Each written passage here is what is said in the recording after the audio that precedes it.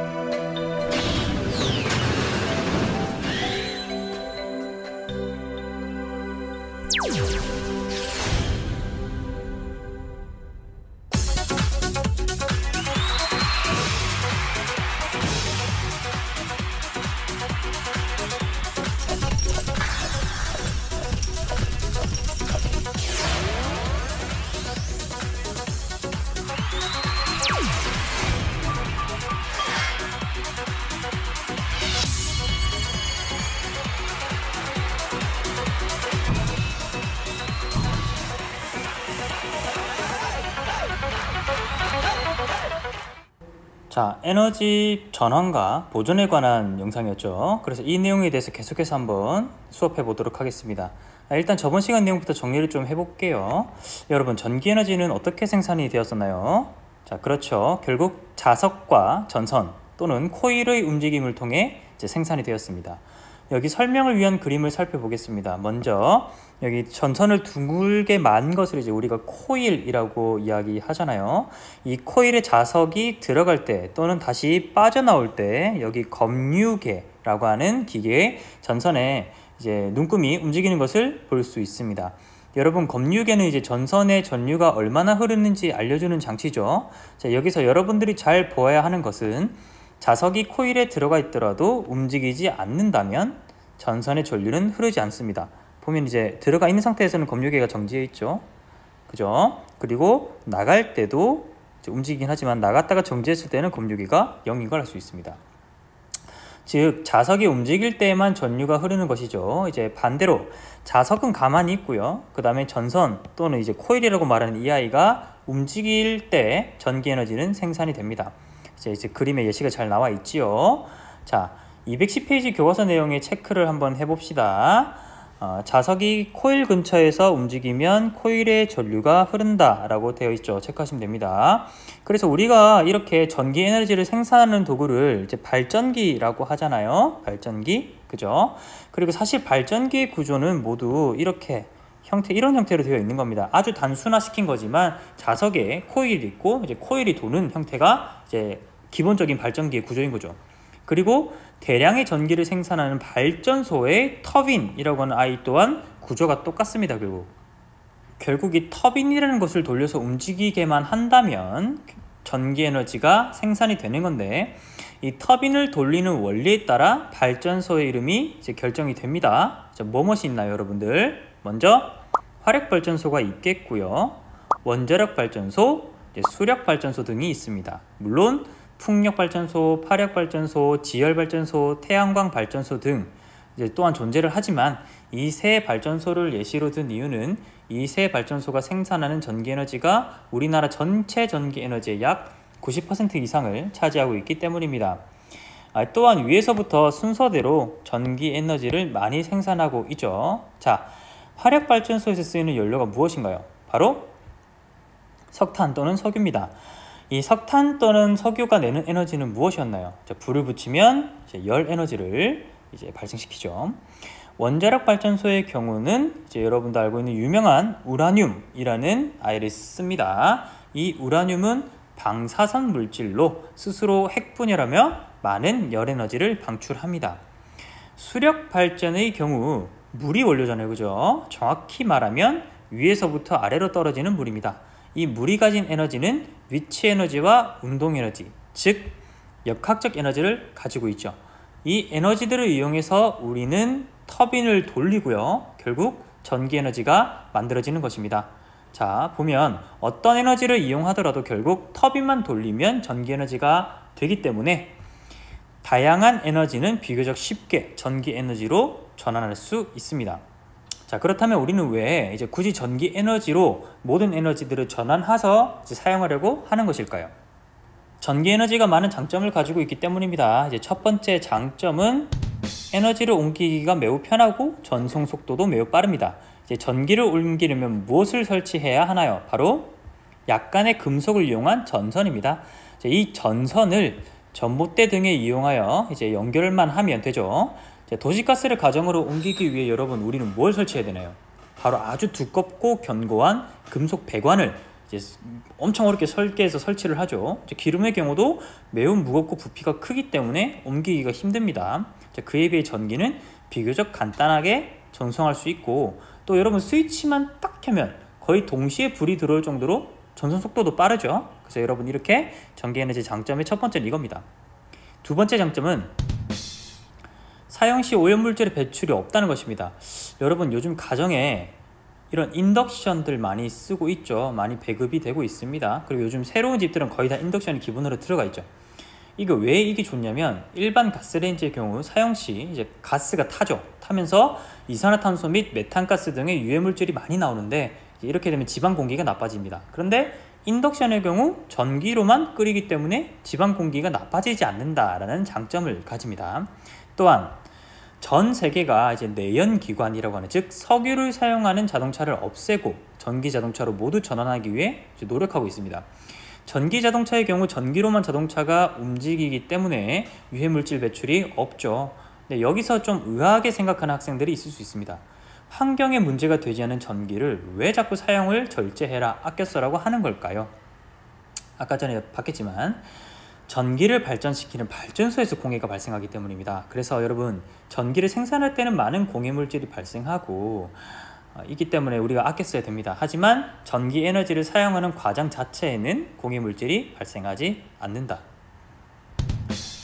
전기 에너지의 세 번째 장점은 이제 에너지 형태의 전환이 쉬워요. 그러니까 전기 에너지에서 다른 에너지로 형태의 전환이 쉽습니다. 자, 아까 전에 살펴봤던 대로 다양한 에너지는 전기 에너지로의 전환이 쉬워요. 근데 그만큼이나 이제 전기 에너지 또한 다른 에너지로의 전환이 쉬워요. 그리고 지금부터 이것에 대해 알아볼 예정입니다. 212페이지에 간단한 활동이 하나 있는데요. 이제 우리가 전기 에너지를 얼마나 다양하게 전환하여 사용하는지 생각해보는 활동입니다. 먼저 전기 난로의 경우에는 전기 에너지를 어떤 에너지로 전환하기 위한 장치인가요? 이제 당연히 열 에너지로 전환하는 장치입니다. 그럼 선풍기는 어떤 에너지로 전환되는 건가요? 바람 에너지라고 부르면 될까요? 아니죠. 우리가 선풍기 전원을 켜면 선풍기 머리 안에 있는 모터가 돌기 시작하죠. 바로 운동 에너지로 전환되는 경우입니다. 전구의 경우는 당연히 전기 에너지를 빛 에너지로 전환하는 장치고요. 이렇게 전기 에너지는 손쉽게 다양한 에너지로 전환되어 사용되고 있습니다. 자, 그렇다면 전기 에너지는 전환될 때 손해가 없을까요? 이제 손해가 없다면 우리는 무한하게 전기를 쓸 수 있지 않을까 생각을 해봤습니다. 그래서 상황을 하나 만들어 보겠습니다. 자, 여기 콘센트에 선풍기를 연결하여 전원을 켰습니다. 그럼 전기 에너지가 선풍기 안의 모터로 들어가 운동 에너지로 전환이 되었겠죠. 근데 이 모터를 다시 연결합니다. 어디에? 발전기에 연결해서 모터에서 나오는 운동 에너지를 전부 다 전기 에너지로 바꿀 겁니다. 그래서 선풍기를 돌린다면 처음에 100의 전기 에너지가 들어왔다. 근데 운동 에너지가 100이 나왔어요. 그래서 발전기에서 다시 발전을 해서 전기 에너지로 바꾸면 100이잖아. 그러면 처음에 전기만 주고 나면 다음부터는 추가로 전기를 공급하지 않아도 계속해서 선풍기가 영원히 돌지 않을까요? 이게 가능한 일일까요, 여러분? 네, 여러분도 알다시피 절대 가능하지 않습니다.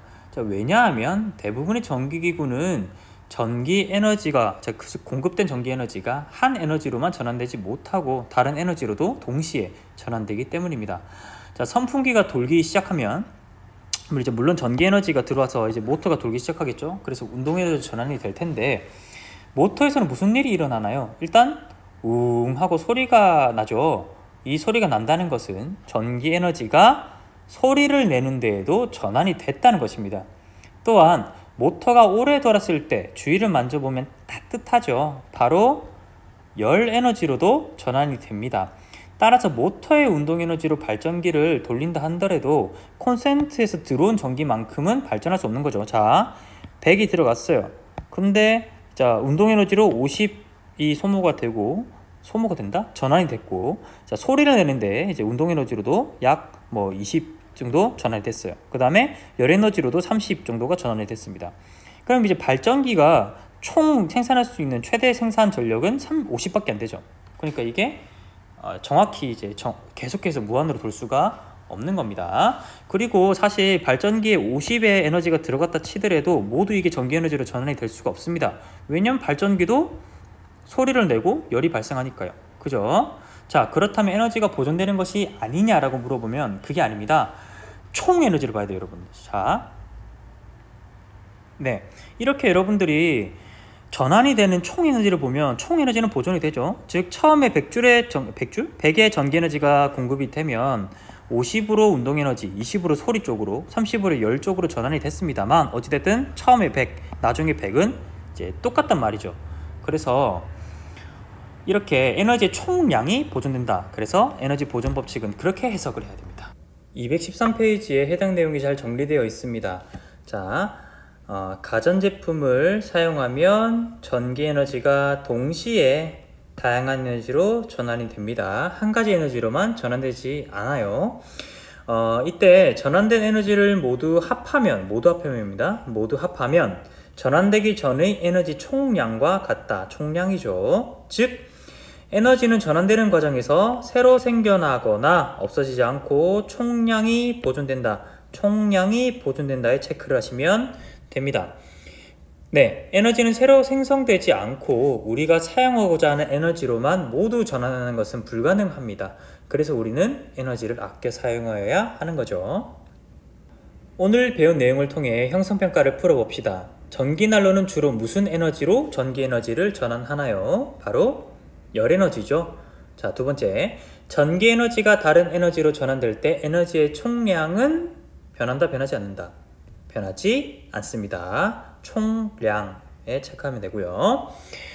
스마트 기기를 사용할 때 무슨 에너지들로 전환이 되나요? 자, 이제 여러분들이 스마트폰의 잠금 버튼을 이제 누르자마자 화면이 일어나면서 환하게 빛나죠.